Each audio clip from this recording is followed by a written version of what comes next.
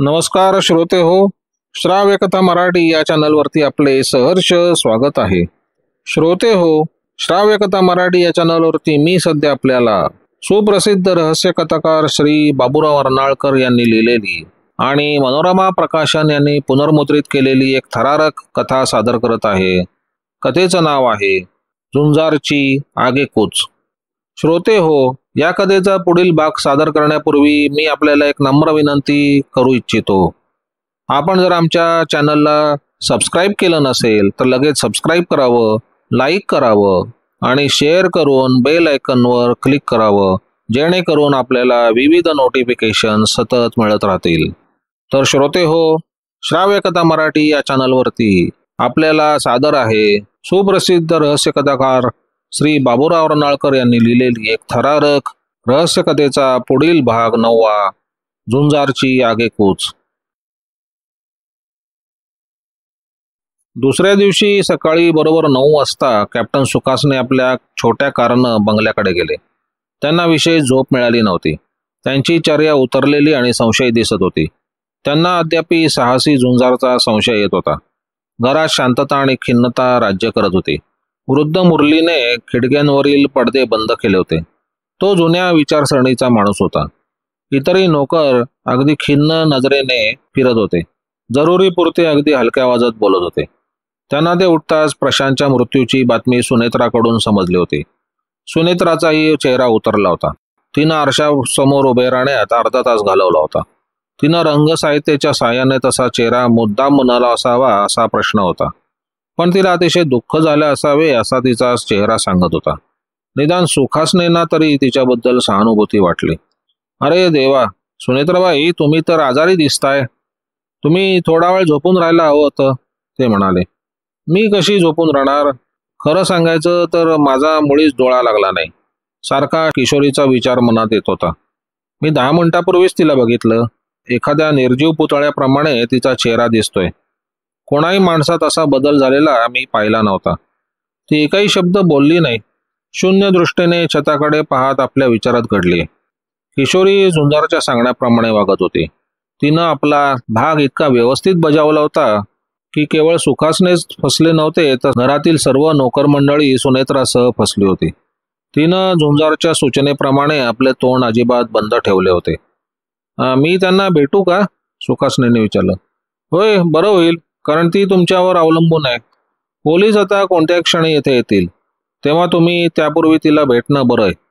नंतर तुम्हाला सवड मिळणार नाही. गेल्या रात्री काय म्हणाले इन्स्पेक्टर? मला ते भेटले नाहीत. हवालदार भेटला होता. पण सुनेत्राबाई, त्या झुंजारचा या प्रकरणात हात असावा असा मला संशय येतोय. तुम्ही आता ती चिंता करू नका, तिनं सल्ला दिला.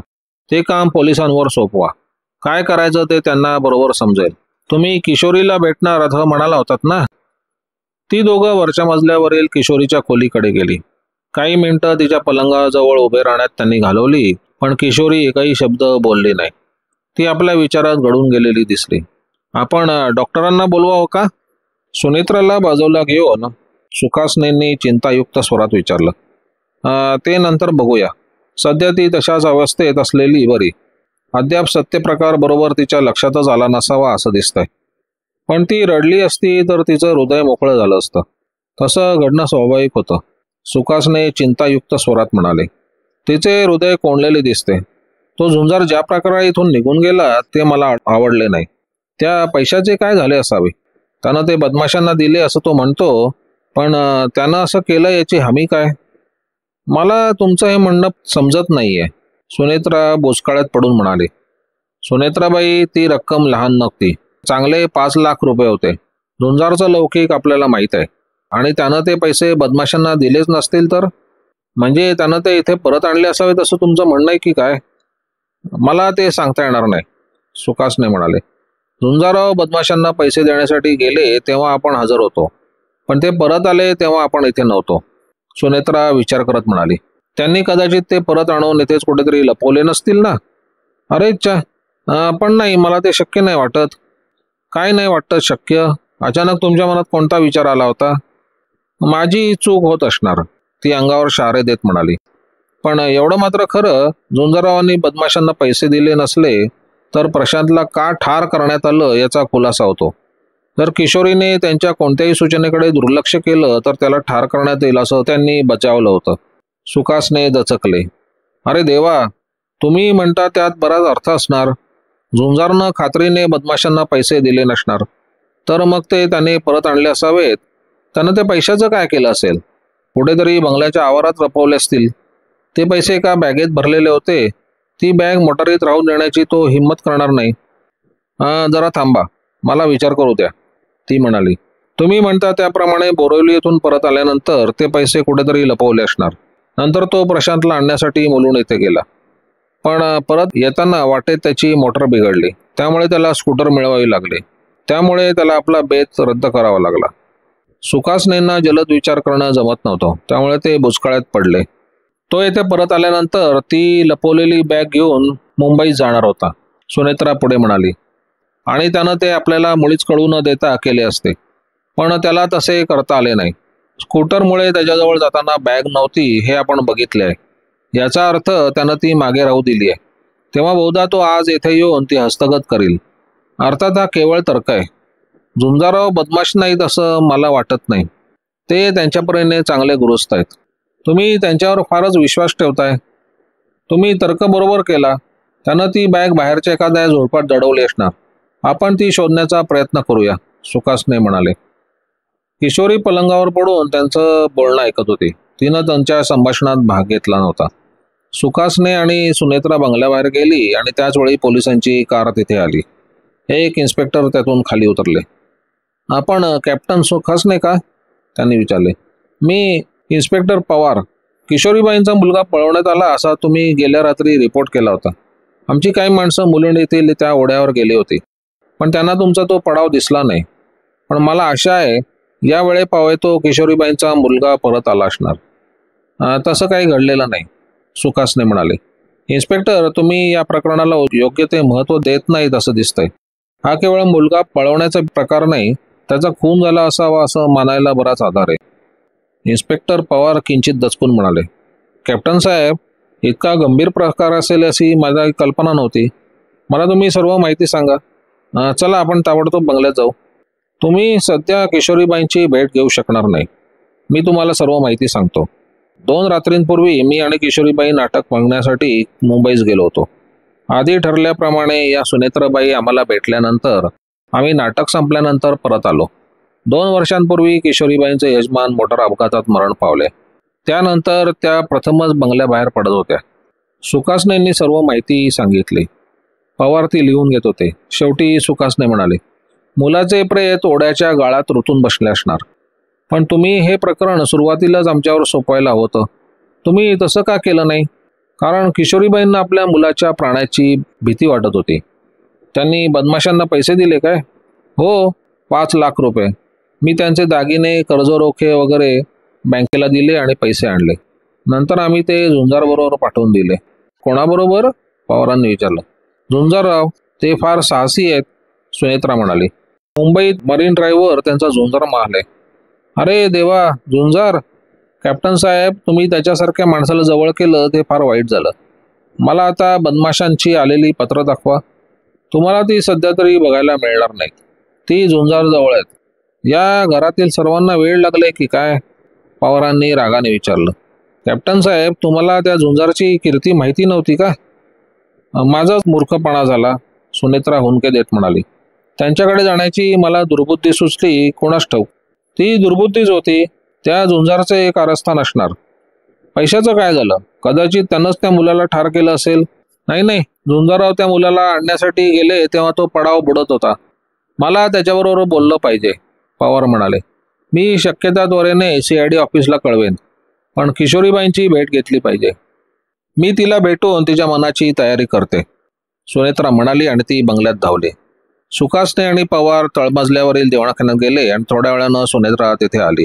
ती अतिशय भांबावली आहे. तिला धड बोलता येत नाही, पण तिनं लवकरच खाली येण्याचं कबूल केलंय. पवारांनी तिथेच बसण्याचं कबूल केलं आणि सुनेत्राने सुखासनेंना बाहेर नेलं. तुम्ही म्हणता त्याप्रमाणे आपण त्या जागेचा शोध करू. ते इन्स्पेक्टर इथून जाण्यापूर्वी जर ती बॅग सापडली तर बरं होईल. मी त्या बॅगेबद्दल इन्स्पेक्टरांना सांगणार होतो, सुखासने म्हणाले. पण झुंजारसारखा माणूस 5 लाख रुपये असलेली ती बॅग एखाद्या झोडपात दडवेल असं मला वाटत नाही. पण सुनेत्रा तीक्ष्ण नजरेने सर्वत्र शोधत होती. तिनं एका खिडकीखाली तुडवलेली फुलझाडं त्यांना दाखवली. ती म्हणाली, या खिडकीतून तर झुंजारा आत शिरले नसतील ना. आत गेल्यानंतर त्यांना वरच्या मजल्यावरील त्यांच्या ताब्यात देण्यात आलेली खोली गाठता येणं शक्य नव्हतं. मग तो त्या खोलीत पैशाची बॅग दडवील असं मला वाटत नाही. मलाही नाही वाटत. माझा तुमच्यापेक्षा झुंजारावर अधिक विश्वास आहे, पण मनात आलं तर ती खोली बघायला हरकत नाही. ती खिडकी विशेष उंचावर नव्हती, त्यामुळे त्या दोघांना तिथून आत प्रवेश करता आला. दिवाणखान्यात बसलेल्या इन्स्पेक्टर पवारांच्या दृष्टीस न पडता त्यांना जिन्याने वर जाता आले. जिन्याजवळ झुंजार आणि विजयला देण्यात आलेली खोली होती. त्यांनी दार उघडून आत प्रवेश केला. त्या खोलीत झुंजार आणि विजयाचे कपडे व इतर सामान होतं. सुनेत्रानं तेथील भिंतीतील जुनाट कपाट उघडले. आतले काही विशेष दिसत नाहीये. दिव्याचा प्रकाश फडतळत पोहोचत नव्हता. अरे देवा, हे काय आहे? सुखासने जमिनीकडे वळून पहा. सुखासने दचकून पुढे धावले. त्यांना जमिनीवरील काही दिसेना. तेव्हा त्यांनी खिशातील लाकपेडी काढून कांडे उघडले तेव्हा त्यांना जमिनीला चिकटलेली फुल झाडांची काही पानं दिसली. अरे देवा, सुनेत्राबाई, तुमचा तर्क बरोबर होता. झुंजारच्या बुटाला चिटकून ही पानं इथे आले असणार. तो त्या खिडकीतून इथे आला असेल. आपण कपाट शोधूया. आणि त्या कपाटात पैशाने भरलेली बॅग सापडली. अरे देवा, सुनेत्रा कळवळून म्हणाली. सुनेत्राबाई, तुम्हाला त्या पाजी माणसाबद्दल इतकं वाईट वाटण्याचं काही कारण नाही, दाबा टाकत सुखासने म्हणाला. त्या विश्वासघाताचा हा पुरावा आहे. या नीच माणसानं बदमाशांना ठरलेल्याप्रमाणे रक्कम दिली नाही म्हणून प्रशांतचा खून करण्यात आला. तो माझा सर्व अपराध आहे, सुनेत्रा हुंदके देत म्हणाली. मी त्या माणसाचे नाव सुचवले, मीच त्याला इथे आणले. मी आता किशोरीला तोंड कसं काय दाखवू? सुखासने, आपण काहीतरी केलं पाहिजे. अर्थातच आपण ही बॅग आता इन्स्पेक्टर पवारांना दाखवूया, सुखासने म्हणाले. आता किशोरीबाई त्यांच्याबरोबर असतील. हा प्रत्यक्ष पुरावा पाहून त्यांचे डोळे उघडतील. काही मिनिटांनी ते तळमजल्यावरील दिवाणखान्यात आले. पवार बुचकळ्यात पडलेले दिसत होते. किशोरी ओठ घट्ट आवळून त्यांच्या समोर खुर्चीवर बसली होती. या बाई तर एक शब्द बोलायला तयार नाहीत, ते म्हणाले. माझे बोलणे सुद्धा त्यांना समजत नाहीये. तुम्ही तिला अधिक प्रश्न विचारून त्रास देऊ नका. तिला धक्का बसल्यामुळे तिच्या मनावर परिणाम झालाय. इन्स्पेक्टर साहेब, ते जाऊ द्या. हे पहा पैसे, सुखासने उत्तेजित स्वरात म्हणाले. झुंजारने ते बदमाशांना दिलेच नाहीत. त्यानं ही बॅग त्याला देण्यात आल्यातल्या खोलीत लपवली होती आणि संधी पाहून तो ते पैसे पळवणार होता. झुंजार स्पर्शांच्या खुनाला जबाबदार आहे. ते ऐकून किशोरी दचकली. आपलं तोंड उघडण्याच्या बेतात होती. पैशाची बॅग बंगल्यातच सापडलेली पाहून तिच्या मनात झुंजारबद्दल संशय निर्माण झाला होता. पैसे सापडले ही त्यातल्या त्या समाधानाची गोष्ट आहे. झुंजार दोषी आहे यात मला शंका नाही. मला ही बातमी CID ऑफिसला कळवली पाहिजे. पवार गायगाने निघून गेले आणि आपण आता तरी थोडं बोललं पाहिजे असं किशोरीने ठरवलं. हे पैसे झुंजाररावांना देण्यात आलेल्या खोलीत कसे सापडले हे मला समजत नाही. झुंजारराव खरेच वाईट आहेत का? किशोरी, आता तू काही बोलू नकोस. चल, तू आपल्या खोलीत जाऊन झोप. हो, मला झोपायचंच आहे. पण सुखासने, तुम्ही इथे बसून का राहिलात? नेहमीच्या कामकाजाकडे लक्ष नको का द्यायला? होय सुखासने, तुम्ही जा. मी किशोरीला सांभाळते.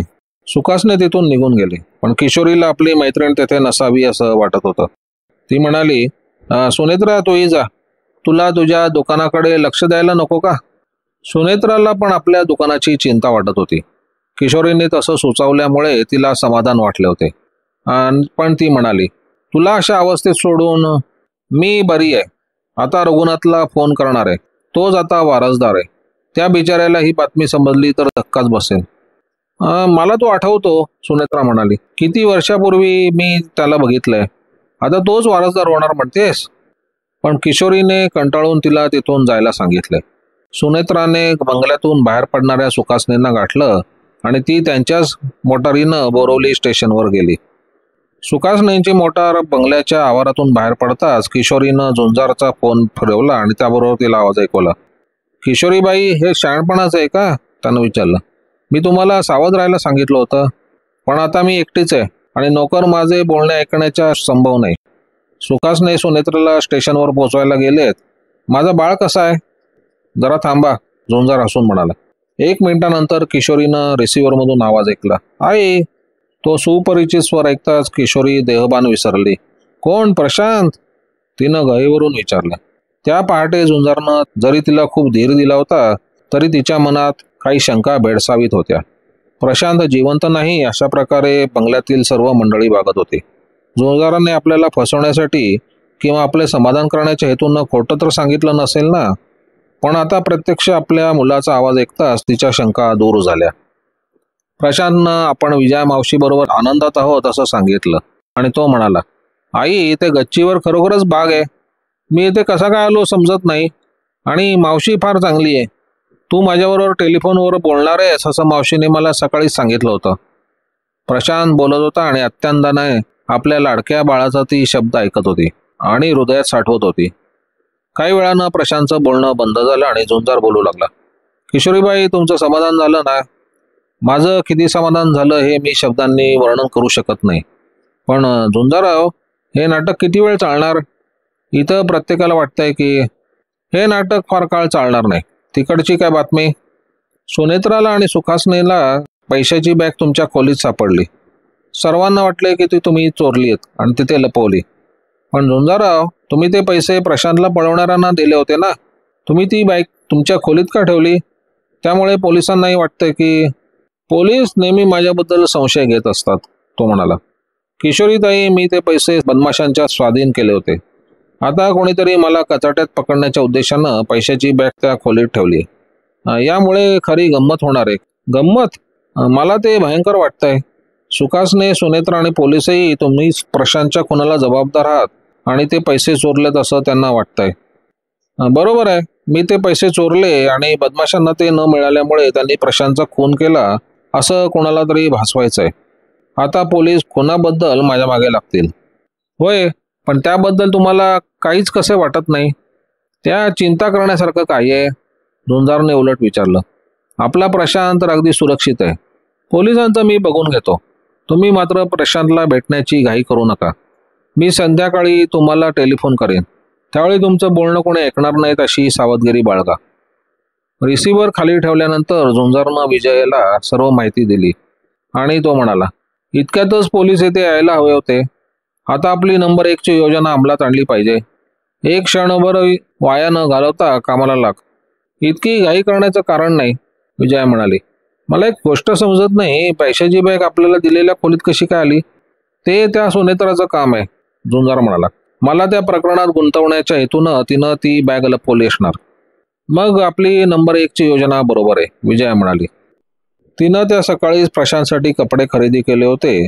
त्याला घेऊन ती गॅरेजकडे गेली. त्यावेळी झुंजार आपल्या मोटारीच्या पाठीमागल्या जागेत सामान भरत होता. नेताजी तेथे उभा होता. मी माझे हातमोजे घेऊन एका क्षणात परत येते, विजया म्हणाली आणि ती दिवाणखान्यात धावली. झुंजारनं नेताजीला मोटर सुरू करण्यास आणि प्रशांतसह आपल्या आतल्या भागात बसायला सांगितलं. नंतर तो धावतच दिवाणखान्याकडे गेला. त्यावेळी विजया तिथून बाहेर पडत होती. विजू, तू मोटारीत बस, तो म्हणाला. मी तुझ्या मावशीला 4 शब्द सांगून परत येतो. माझं अंतर्मन मला काहीतरी वेगळंच सुनावत आहे.